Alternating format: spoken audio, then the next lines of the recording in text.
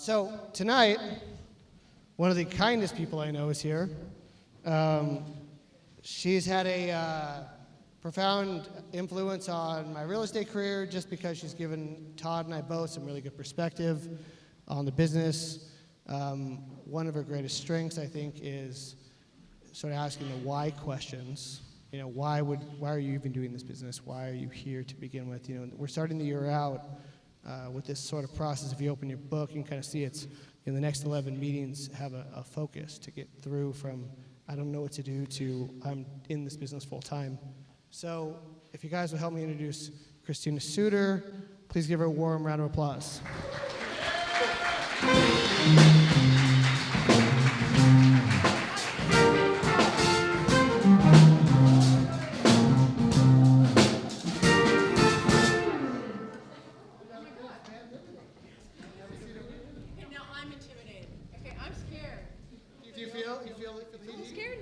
Serious, like, I don't know. Hello, are we serious? Okay, we're here. It's a little. How am I supposed to do any table dancing later if I can't put any weight on the table? Hey, you can't do any table dancing unless Patrick gets you a drink either. Yeah, but I don't drink. That's what I'm saying. Sorry. Which could drag us into an entire another conversation about my personal goals because she keeps telling me I drink too much. You do drink too much. It's not healthy for you. Stop it. I literally have a full-time trainer now. Like I have meals delivered to the office. Good. Like it's like it's only in front of all these people, so they feel like I'm a good point. So my public image is I'm a drunk. Yeah, but you don't need that for your public image. Oh. Okay. So I hate to bother you, but you're turning into a leader in your community. You might want to think about that. Just a suggestion. No, touche. Like she's got a valid point, right? I'm sorry, guys. So one of the things important about this organization is we believe in transparency. Both you and I both do, right? Yeah, absolutely. So 100%. Yeah, I have no qualms, and Christina knows, like, gloves are always off, like, with me, like, with no qualms about talking about my personal life, and I don't know, on a one-on-one, Christina, I don't know how open she'll be. Her past, definitely. We talk a lot about your childhood and, like, why you do this now and why you help people. So we should talk a little bit about your childhood. We should. I think it's really important to why people are here, right? The whole like why are we here and how can we improve? So we have this fancy book. Did you see our fancy book? I did. I was impressed. I was totally impressed. I'm like, really? Oh my gosh. So in this fancy You don't book, get one of these at my meeting, just so you know. We don't do that. And we don't do food. We do chocolate. That's it. That's all you get is chocolate. But she does bribe you with chocolate, though. I do. I bribe you with chocolate. But you only get 3 to 5 pieces. Just, you know. Unless you answer questions correctly. Unless you answer questions, and then you get a handful of chocolate. You know, yes. like, here. You've broken mine and Todd's diet, not that many other things didn't, several times at your meeting. So in your book, on the 4th page, it sort of says what we're doing for the year, and this month is goal setting. It's goal setting in general. Goal setting? Mm-hmm. But at the base of goal setting, right, is why you even bother to do that. Why? Yes. And I have this like 3-step process I give people, and it kind of gets to the root of it, right? But you and I both tend to ask people questions to sort of like figure out what it is that's really eating at them, why they want, like, reason they want to do this. So before you and I start talking about our own personal stuff, would people come to your club? Because I think I've had, and you've had a lot too, with these personal one-on-one meetings with people. What do you start asking people to get them like in that mindset where they're kind of like figuring out what their real goals are, instead of just showing up and saying, I want the generic number is $1 million or $20,000 a month in cash flow, right? Right. So what do you start poking at them? I've seen you do it. I do it, yeah. Absolutely. I have 2 ways I do it, but they're basically almost exactly the same. So I'm going to ask this of you guys. So you guys are here tonight. You're sitting in those chairs. You've chosen to be here. There is something else you could have been doing. I could have been home with my daughter and my husband. You could be home watching TV. You could be doing your favorite TV show. Like, I mean, how many of you have TiVoed a TV show and like you're waiting to get there so you can watch it? I mean, come on, right? You have a favorite TV show, for sure, right? like Game of Thrones. Game of Thrones, personally, that's one I like, right? So there's something else you could be doing that would be fulfilling and valuable to your time. But for some reason, you got into a car, you left your house, you got into a car, you came out here, you paid $30 to walk through the door to sit here to listen to some crazy lady talk to you. Okay? So there's something that's valuable to you here. And I'm going to guess that has something to do with what you want to do in real estate. Because it's a real estate club, right? This isn't a meditation club. I'm not in the wrong place? Well, so before everybody got here, I was commonly like speaking my mantra to myself. Oh, okay. But other than me, I was grounding and personally, cleansing myself. yes, So, yes. yeah, scrubbing myself with earth. With her. But there's a reason why you got here, and you're hoping to go somewhere. There's a vision in your head. Like, okay, who wants to have $1 million? Raise your hand. Okay, cool. And you're going to put that $1 million right under your mattress, right? Right, it's just going to, no? It's not going to just stay under your mattress? I got one person over here. She says yes. Okay, for those of you, nice and comfy, isn't it? Okay, yeah, nice and soft. So why wouldn't you put the $1 million under your mattress? What are you going to do with that $1 million? Come on, I can't hear you. I'm sorry, I'm too far away. Invest it. Give it to your parents. Okay? At least half. So why would you invest the $1 million? What would that get you? You got $1 million. What's it going to get you? It's just going to get you more money. Why would you invest $1 million? For what? Wait, I heard more money. I heard freedom. Anything else? Security. I heard what? A bath? To give back. So notice the money wasn't where we stopped. The $1 million isn't actually why you're sitting here tonight. It's got very little to do with money. It has to do with the vision in your head where you can see your freedom.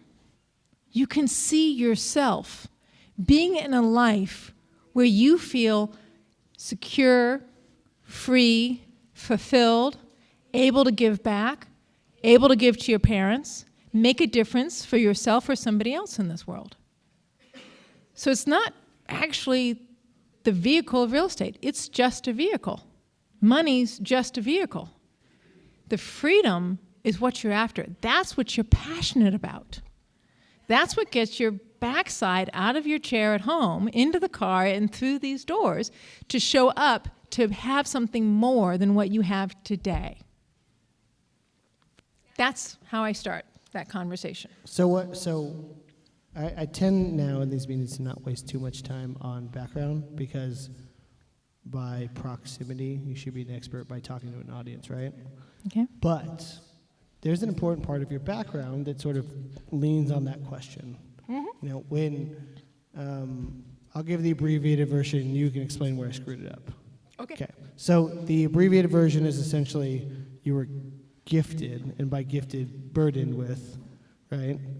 Anybody on the little yellow bus? Patrick, my friend. We've all rode that bus at some point in our life if we're up here, right? So you were actually. Let's go back to childhood. You want to talk about that? I'm willing to talk about that. Let's go that and then forward. It's part of my passion is knowing where I'm going. So I can tell you the exact point in my life. Okay. I can tell you the exact conversation, the exact day in which my life sort of severed and I became a different human being because I lost one of my best friends over a girl at 14. Okay. Right? So, and then at that point you get this, it's me against the world mentality, or whatever it is. There's a thing in your life, right? And then you start violently pursuing your way towards that, even if you have no idea what it looks like. So you had a much more earlier experience than I did, right? In your childhood, you were... Second grade, I was kicked out of kindergarten. I was kicked out of first grade. I was in public. I started in private kindergarten. I was kicked out. First grade, I was too difficult to manage. Second grade, I got diagnosed, ADHD and dyslexic. They didn't know what to do with me, so they put me into a program which had a variety of kids in I it. didn't know we had dyslexia in common. Yes, we do. Oh, I didn't know that either. Yeah, so there you go. And I was lucky because I was put in the first program that existed in San Francisco, because that's where I was at the time, for people who are called twice gifted. And what does twice gifted mean? Well, what it used to mean was that you had an IQ that was above 100, but you also had a learning difference. So I used to hide in the corner of the playground. When I was in second grade, the reason why I got diagnosed was because I was throwing chairs and books at teachers. I was so mad and so angry about being teased, about being different, and about not being capable of performing what seemed like the most simple tasks. I couldn't read, and I couldn't do math. And so they put me into special ed, and they put me with a teacher who understood what it meant to be dyslexic. And she taught me how to listen, and she taught me how to play games. And I thought she was particularly brilliant. There was two moments that stood out to me. When I first got into that classroom, she never asked me to do anything. I literally sat in the corner and was like, you're not going to get me to do anything. I know how to make my teachers run away from me. I throw things at them. Literally. Right? So what she did was she was playing this game. Does anybody know trinomos? It's like dynamos, right? But it's with triangles. And I remember sitting in the corner going, what are they doing? Oh my God, they look like they're having fun. Fine, I'll go look at it. And so I did. But still going out on the playground, literally my names was Krusty, Snoopy, Christopher. I had balls thrown at me. You were the sweatpants kid, though, I think you said, right? No, it wasn't sweatpants. It was my sister's hand-me-downs. Okay. And they were floods.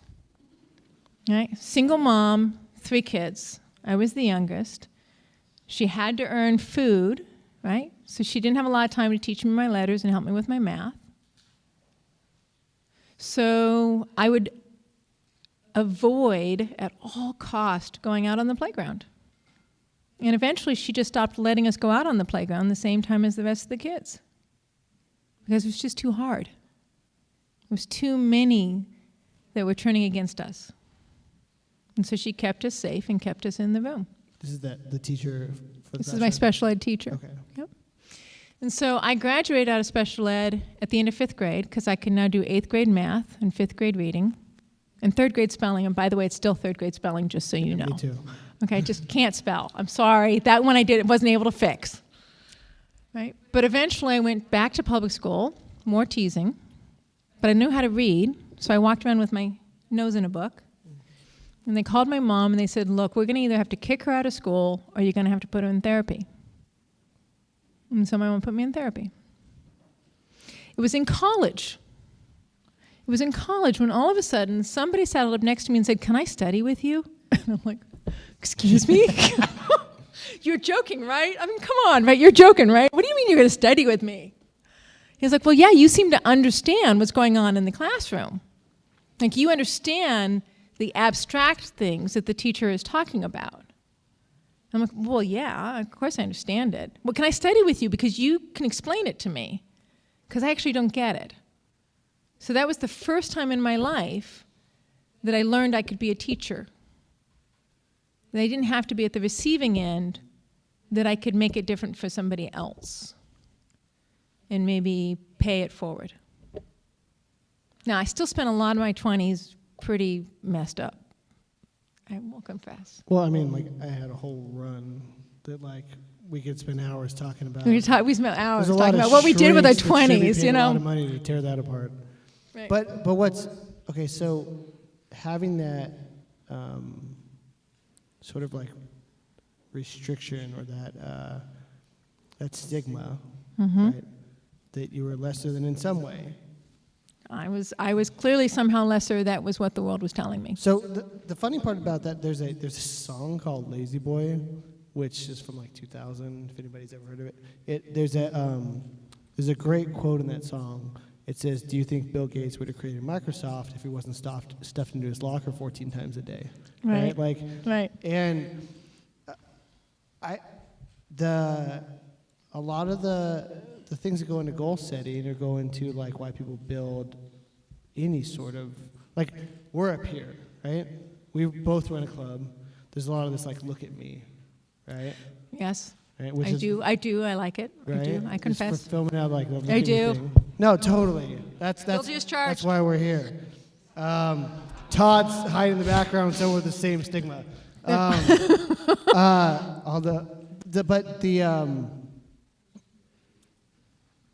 the pain of remaining the same has to be greater than the pain of the change.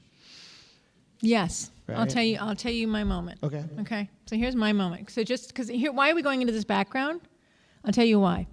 How many of you have ever felt like you were a loser? Come on. Dude, Okay. seriously. How many of you have ever felt like there's no freaking way I can get from here to there?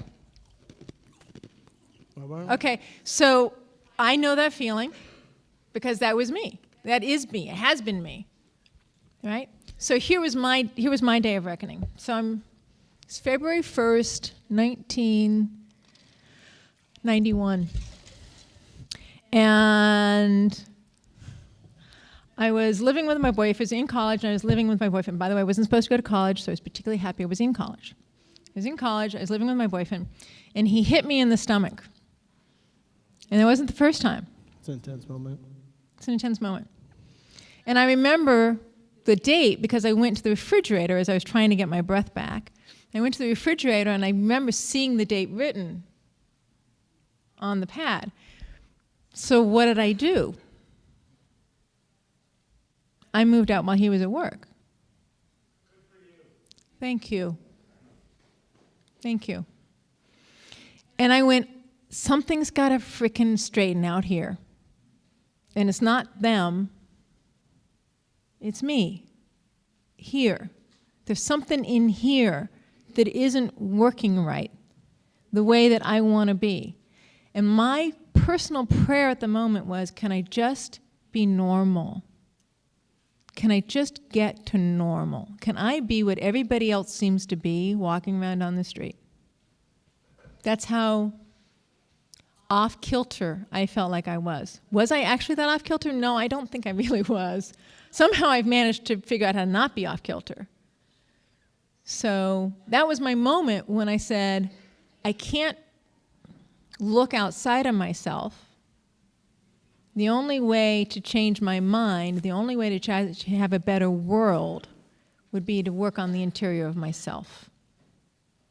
Okay, so how many people have had that moment? Nice. Nice.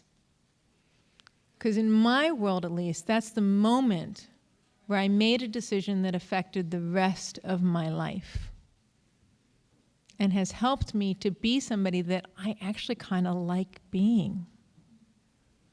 Who knew I could go through normal to maybe even liking what I was doing? So, in your obvious moment, right? Obviously, there were several obvious moments before that. Fine, it's all right. Sure, but we all have our no, histories. totally. Like I remember I was donating time to a battered women's shelter here in San Bernardino, and I remember talking to a lot of the women, and they had moved into this home, and we had set up like this event where where we entertained the kids, while like the beauty school came in, like took care of them, whatever, and you're talking to them, and you're sort of like asking that sort of same thing. What was that event that brought you here? And it's always the same. It's always like whatever it was, this thing in my mind clicked, and it's like what we said, that pain of remaining the same. Pain of remaining the same. So there are some people that are here for a New Year's resolution, and it was because their pain, right, of remaining the same became great enough to show up, right? They gave up, like you have very strict time settings with your daughter. You're like, I do. I have this exact window I want to be with my daughter. Mm-hmm. So I'm sure there are plenty of people in this room that have these very specific things they would rather be doing. And that pain threshold finally hit where they're like, I'm going to do something different, right? They want to punch their boss in the face. There's not enough money for the family. Somebody's sick, whatever the case may be. So when we start like zeroing in, and you and I have kind of like, there's enough like inner dialogue for us to sort of like at this point figure out how we're going to weave our way through that process to get to the next thing, whatever that may be. But in the beginning, it's not there. No, it's not there. So how do you think like meeting, when you're meeting people now, because you and I have the same experiences when people come to the club, they're digging at us looking for that answer, right? Mm-hmm. How do you think like, I don't necessarily have the answer for this, I don't know if you do either. How do you think they once you get to the what is it that they want, how do you think you actually get people to take an actionable step? Because I think a lot of people in this room have already got to the point where they have an idea of what at least the next thing is they want. Mm-hmm. How do you convince someone to take the next step towards some sort of actual goal beyond what their comfort zone is?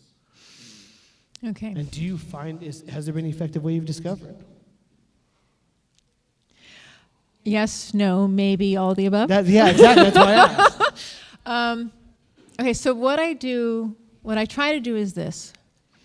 I like to put it out there as attainable. So what I do with my clients is I call it the visioning. Okay, I say, Can you talk about real quick what you do with your clients typically? Because we didn't describe what you do for business with the clients. Okay, I haven't. Okay. Okay, what I do is I'm a mom. That's one of my high priorities.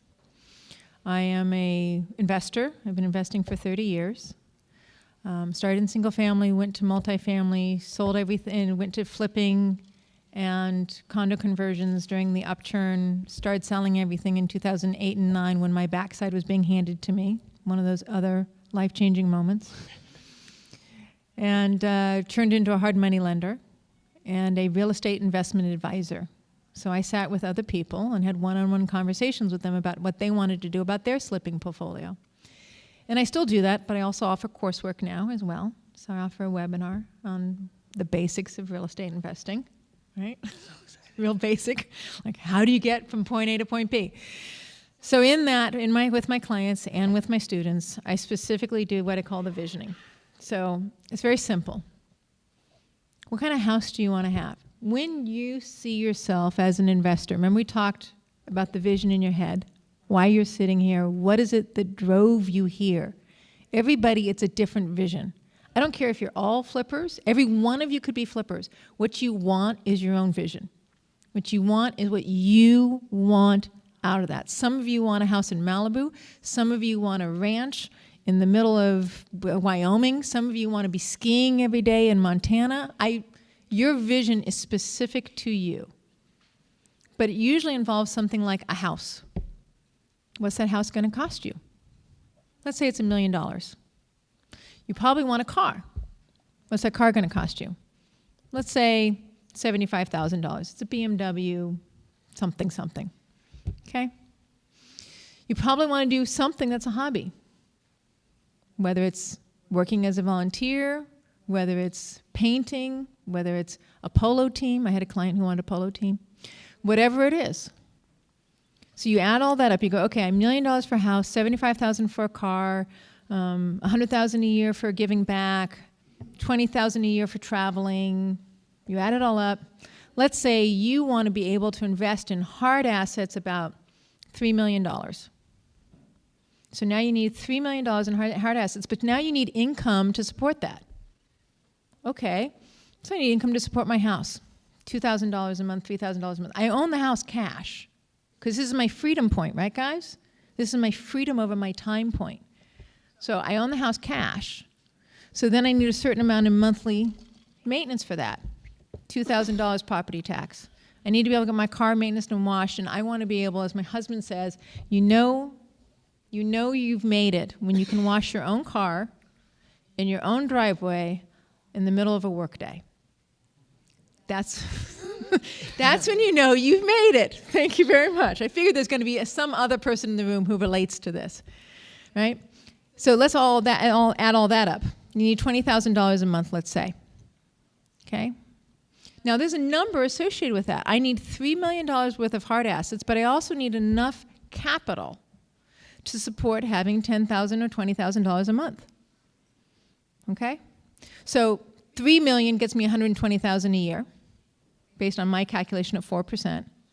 So if I want $10,000 a month, I need another $3 million. If I want $20,000 a month, I need another $3 million. So I need $6 million or $9 million. You pick your vision. It doesn't matter. But let's say you land at $9 million. That's how much you need to get your vision. It's real concrete. So what do you need to do now to get there? Because now we've put a number on it you can achieve. Are you starting with being a flipper? Are you starting with $100,000 in cash? How much money do you need to make between now and 30 years from now or 20 years from now in order to get to 9 million? It's a simple calculation. So when I say, there's your vision, here's your return you need every year, how do you want to get there? Flipper, real estate agent, whatever it is, and we back into what actions are necessary today. It's like, well, shoot, I'm a flipper. I've already flipped 5 houses. You're telling me I need to flip 9 a year? Okay, I'll do that. Right? I'm a wholesaler. Okay, I'm already wholesaling houses. I need to wholesale 20 houses a year. How do I do that? Okay. You see, when you see the possibility and you make it concrete, and then you just calculate your line back to where you are today, people are pretty excited about getting to the work. Now, how do we get there? 1 meeting a week for 6 months to develop your network so you're not doing it alone. You can't do it alone. No one does. Just a suggestion, okay? I know John Wayne rode off in the sunset by himself. Okay, I understand that. But he nearly died 3 times in the desert, right? Right. But I actually want to get you to your vision versus alone. I want to get you in community. I want to get you where you can have life around you. And in order to get there, you get there with a network. You don't have to know everything. Do I know everything, guys? Look, I'm the dyslexic loser, okay? Do you think I write my own blog? No way. Do you think I wrote my website? Not a chance. I had an assistant who used to say to me, Christina, whatever you do, don't send an email without me reviewing it, okay? Just... Okay. Now, okay, so this is confidential. I find it funny that my email is filtered before I receive it and then review before it goes out.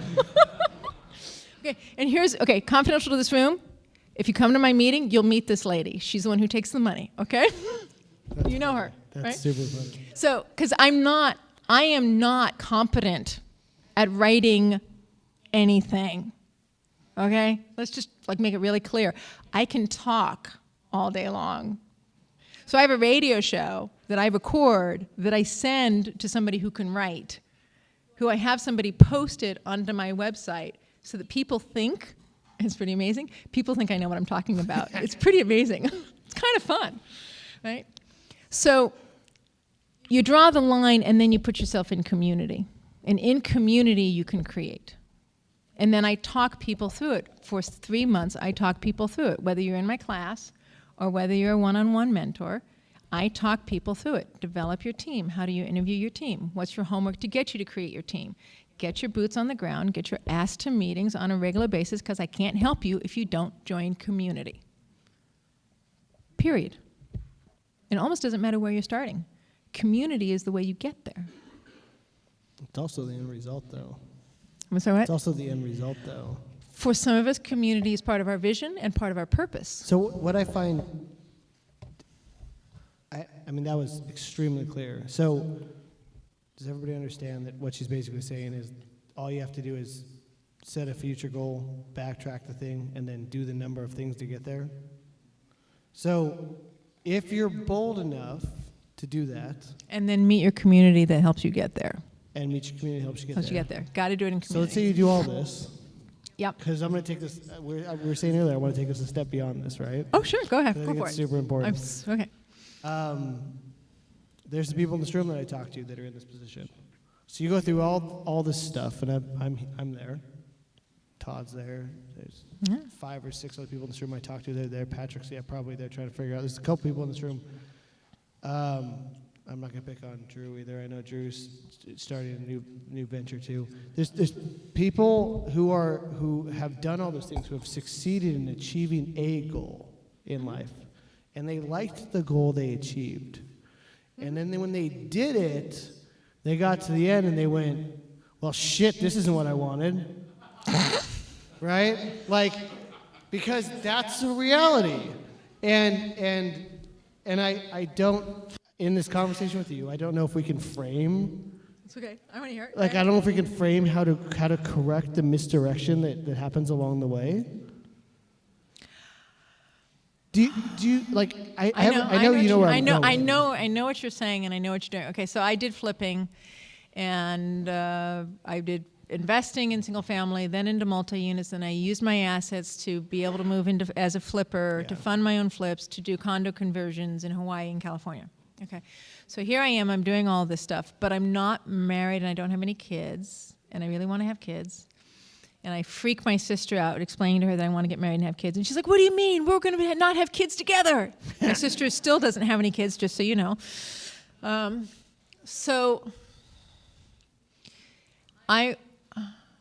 Okay. This is a No, tough, it's a tough question. I had somebody who came to me at my meeting, and they said, they come to my meeting several times, and they said, Christina, they said, I love being a leading meter, meeting leader. Thank you. A meeting leader, whatever that position is. I love being in that position because people do this, and it's a gift. It is such an amazing gift to me and my heart. They pull me aside and they go, Christina, what do I do about blah, blah, blah? And it's important to them because they're practically whispering it to you in the corner of the meeting, okay? This is a gift. Somebody has just opened their soul and said, will you talk to me? And I go, yeah, I'll be happy to talk to you. I promise I'll tread really softly, right? So this guy, absolutely, he had made his money. He had turned into a hard money lender. He was lending his money out to flippers he trusted. He had a long history. And he's like, but I'm not really happy. I wake up every morning, I check my emails, I check my books, and I'm done for the day. And now I don't know what to do. Do we all wish for that problem? Okay, No, we all wish for that problem. I don't want okay, that guys, problem. let me tell you something. It ain't that good. I've been there. It's terrible. It's terrible. Okay, and so I said, and forgive me for this. I apologize if I'm a one-trick pony. I said, what do you like to do? Well, I like checking my books. I'm like, okay, I get it. What else do you like to do? Well, I don't know. I said, what brings you joy? I don't know. Like literally, he didn't know. He'd never stopped to ask him, to turn his focus to ask himself what worked for him. But we managed to get into that he liked his dog. And I said, okay. I said, look, I want you to go out and I want you to start going on community dog walks. 1 a week for a minimum of 6 months, right? And 6 months later, I saw him at a meeting and he pulled me aside again. He said, you know what? He said, I'm helping people in my dog community, teaching them how to invest. He looked a lot happier. I assume the dog's happy too. The dog wasn't at the meeting. I'm sorry. I could have asked the dog. I would have asked the dog, hey, are you happy? I think he was probably happy he was getting lots of walks, if nothing else, right? So the question becomes, when you get there, you can get there and you can get lost and you can feel lost. But then hopefully you pull somebody aside and you open your soul a little bit and you say, can you help? I'm a little lost. And that happens. It happens whether you're young. It happens whether you're old. So you Trust fund babies have the same problem. totally. You actually helped me find my own solution just now while we're talking. So Cool. So Fantastic. I love that. No, That totally. lights me up, right? absolutely, so in the beginning we started talking about this. We were talking about the whatever traumatic thing happened to us, whether it's as unrelatable upper white class as it could be, right? Or you have an absolute there are sitcom problems, right? And then there are real problems. And then some of those cut pretty deep. And then when people try and recover, and maybe I'm thinking about this because I've been listening to Catherine Hoke so much, who runs Defy Ventures, who I sponsor, which is a program that helps reduce the recidivism rate of inmates. I volunteer my time in prison, and I think I have my first year commitment, my last payments this next month. But I was listening, she showed up on Tim Ferriss' podcast again, and I started thinking about it. She talks about why people do things. So in the beginning, we talked about why you started on this adventure. It's some pain. And in the end, what you're looking for is a resolution to the pain. And most oftentimes, that resolution is acceptance. So for all of us, when we talk about community, what we're actually saying is acceptance. But what we didn't realize is we didn't need the money or the success or the things to get that. All we had to do was be of service. So what I want to convey when we're in the first month talking about goals, if you could do anything, it's start with the end in mind, right? If we tell you, or anybody else you talk to who's already been through that being of service is what you're going to find in the end you're going to want, start knowing that being of service is where you're going to go. So whatever car you buy, no matter how big your house is, no matter how cool your shit is, it's just so you can invite friends over so you feel good about yourself. It wouldn't be worth anything if nobody saw it, right? So if you don't start with the end in mind, you're probably already going down the wrong track. So it's funny you were talking about the dog walking and like being of service to the people in the community, because what you find is what you really wanted 20 years ago, and where you wasted all the time in between was trying to get stuff. I don't regret the time in between. I don't say regret it. Yeah. And maybe wasted is the wrong term, because obviously the prodigal son had to go off and then come back, right? Yeah. But the prodigal son would have never found his value unless. I don't mean it's a waste. I just mean that during that time of it's essentially misery, right? You're shackling yourself to this ideal because you don't know better. And eventually you find it on your own. Mm-hmm. But in the end, you find yourself and you find a community. May I suggest something? Yeah. Okay. I took this coursework. I'm not suggesting you take it, but if you want to take it, please do. It's really great. It's called The Amazing Development of Men. So celebrating men, satisfying women, also PAX, P-A-X. Okay, and I went there.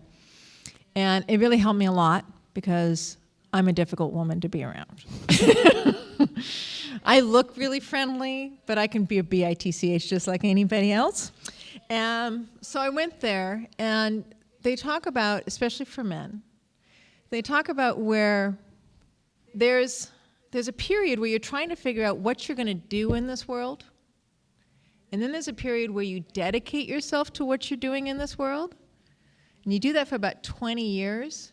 And then there's a period where you go, okay, now what the frick have I actually managed to do? And you reassess, what have I created or not created? And then you decide, are you happy with what you've done or not?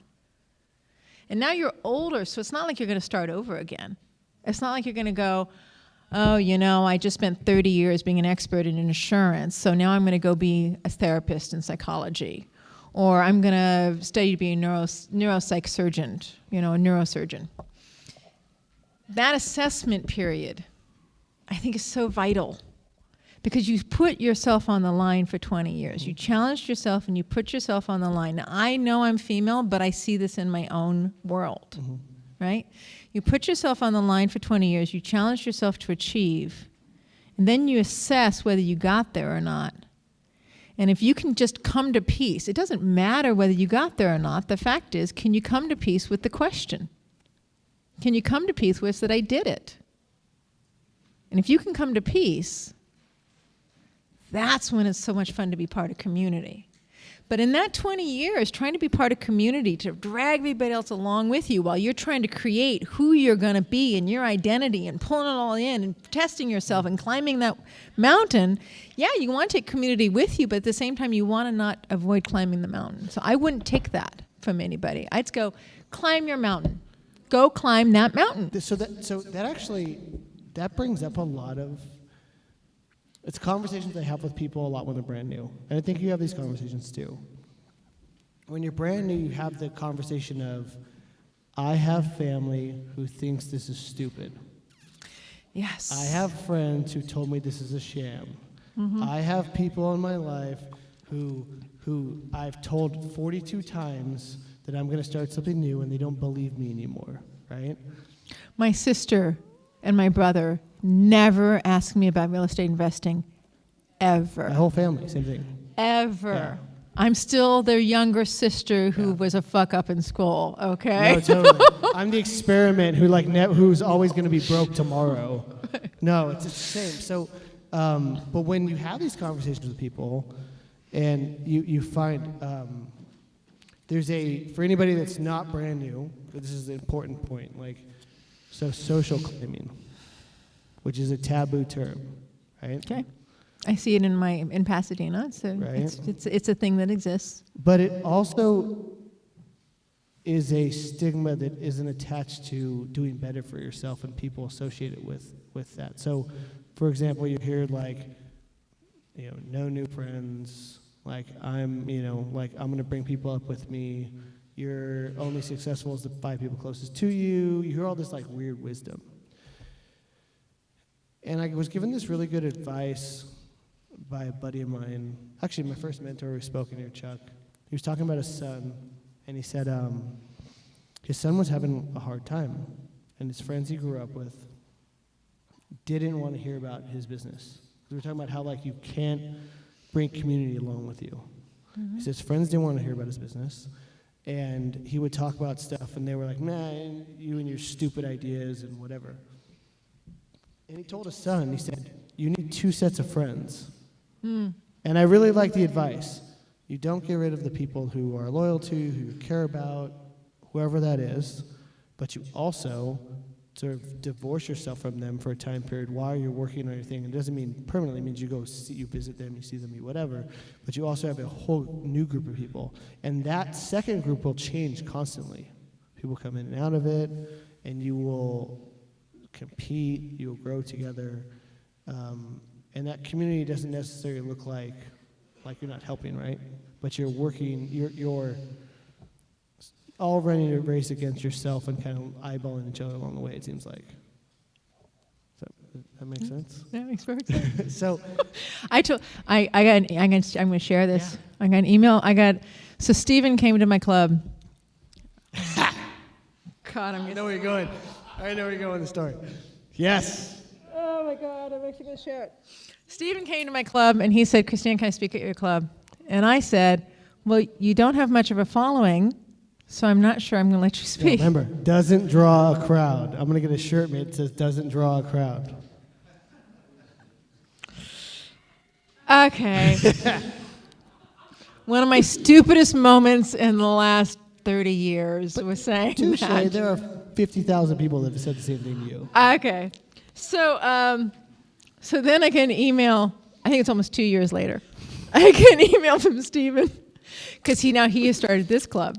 And I get an email from Stephen, and he's taken a screenshot of his meetup page and circled how many members he has for his club.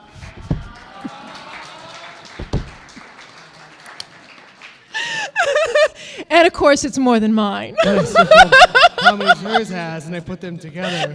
And the subject just said, "doesn't draw a crowd." Doesn't draw a crowd. Can I point something out? Of course. You have the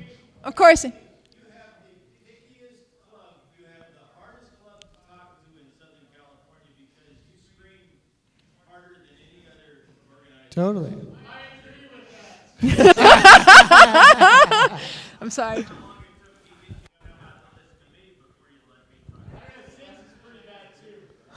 This is pretty bad too? For the record, I still haven't spoken at his club. Okay. So I do. I screen all my people because I have this philosophy. I have the philosophy that if you're going to be involved in real estate, I've been in real estate for 30 years. Real estate hasn't always been the field that it is now. There was a time when real estate was about fooling people and trying to take their money, or trying to get the best part of the deal. And I just don't believe in that. Real basic. I just don't believe that's how the world works. And that if you work that way, karma's going to get you, and it's a bitch. Excuse my word, my language. Can I? Okay, so I'm gonna. So therefore, I screen all my speakers I'm gonna put myself on the line though because before they show up. I want to put myself on the line because you said that. Okay, now I'm in trouble. Yeah. Put myself on the line because you said that. Oh man. We only got about 7 minutes. So you got time. Good. Okay. Okay, so when we first started the rehab loan group, We were a couple dopey guys standing in the back of the club, right? I know. And I remember. we weren't wearing, we didn't have our Rehab Loan Group T-shirts yet. We were still trying to wear. But you had the big name tags. We had the big name tags. Had the big name tags. Lanyards. The lanyards. Right? And we were trying to be different, and we still wore like, you know, regular business clothes because we're stupid and we didn't know any better. That doesn't make you any money. No, it makes some people money. It doesn't make you money because that's not who you are. Okay, very, very valid point. Yes. In the Inland Empire, you're a con man if you wear a suit, right? Oh, man. Or your car salesman, essentially. Okay. When we go out to Pasadena or Orange County or anywhere else, and we wear a T-shirt that's like a billboard, people notice because you don't look like everybody else. So in the beginning, we would ask Christina a lot of very important questions because she has a lot of clients she advises who have capital, and we wanted that money. We didn't know what the heck to do, right? And me and Christina and Todd have had a very amazing relationship over the years where we give each other feedback and talk to each other about our businesses. And our business has seen this insane exponential growth and change, and it's a very different animal than it was. It's amazing. You guys are doing a fantastic job. So, but thank you. But They are. They're doing a fantastic job. no, I remember I saw it when it was young. no, you did. And Christina gave us our first outside investor. She recommended us to our first outside investor. But you said something to me recently that's very important. Okay. And it was based on what you just said right now. You said, we need to talk about your investor relationships, and I think you need to change the way you take care of them. Like you were concerned for the way we take care of our investors. And I bring that up, not because you're wrong, because we actually internally we are changing. We're just becoming more institutional in the way we report and hiring outside auditors and that whole side of it. You guys have put on a whole level of professionalism that I think your investors can trust. Totally, but what's important about I don't bring it up because I'm picking on you, because you pick on me whenever you think necessary. But I bring it up because you're screening people, because if we're having this conversation, the dialogue needs to be like, I have a critique, and I'm comfortable bringing that to you because we have the same interest in mind, and that we're sort of protecting our investors together or anybody we have influence over. And so I don't knock you in any way for screening hard, because you're trying to avoid the rent-seeking people. The what? Rent-seeking. Rent-seeking. Rent-seeking. The Okay. people who want to strip value without providing any value. Yes. Right? And so since we're talking about goals, I'm going to try and bring this full circle. Okay. So we're talking about goals. If you're going to start in this business, it's really, really important that your goal is to provide value somewhere in the transaction. Agents, if you have a license, your value is slowly dwindling. Investors, if your goal is to get one over on somebody to get a deal, you have the wrong mentality. When you come up against somebody like Christina, who's going to, good chance, right? I mean, we have a decent portion of our investors who come to you and say, please review this deal. Yep, right? I have reviewed your deals for my clients, absolutely. So Christina, gets paid to review deals for people. When she looks at your deal and sees that you're a rent-seeking, you're a value-stripping person, all that work, all those goals, all that crap is going to total shit because somebody else is going to see what your goal was in the end. So I guess the reason goals as part of the month are so important is because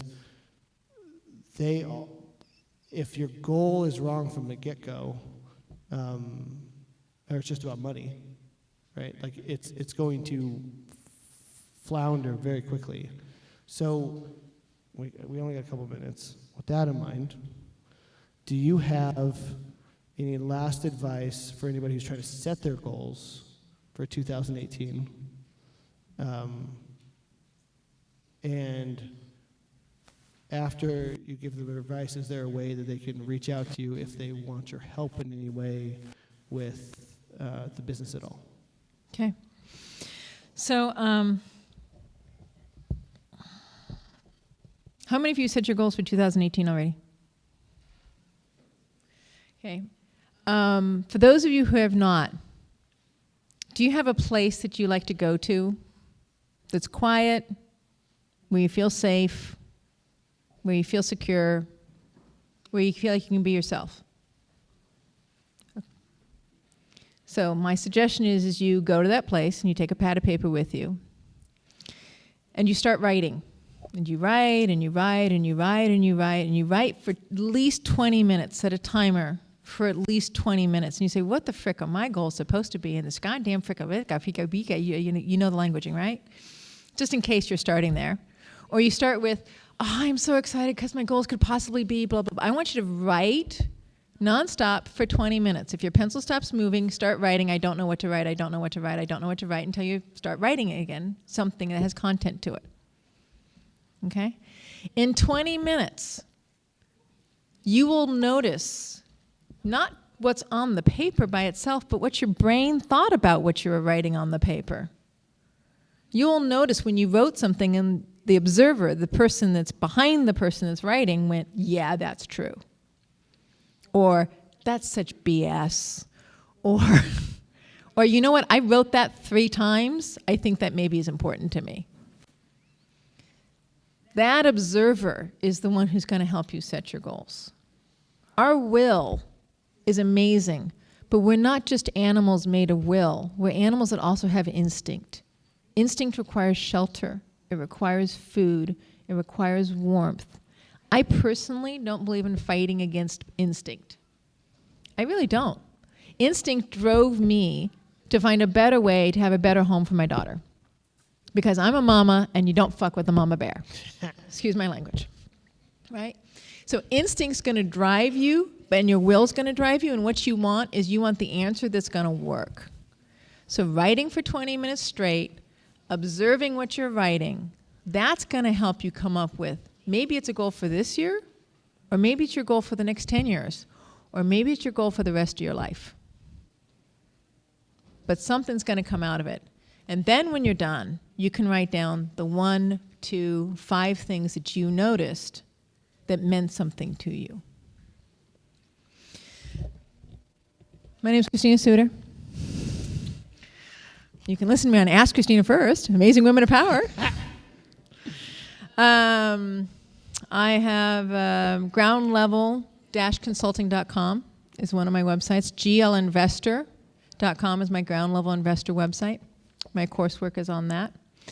I talk to clients on a regular basis. I'm a one-on-one mentor as well as my classwork. And I've been an investor for 30 years. So my phone number, my cell phone is 310-463-5942. And I answer my phone personally. So give me a call if you want something. Please help me thank Christina Suter.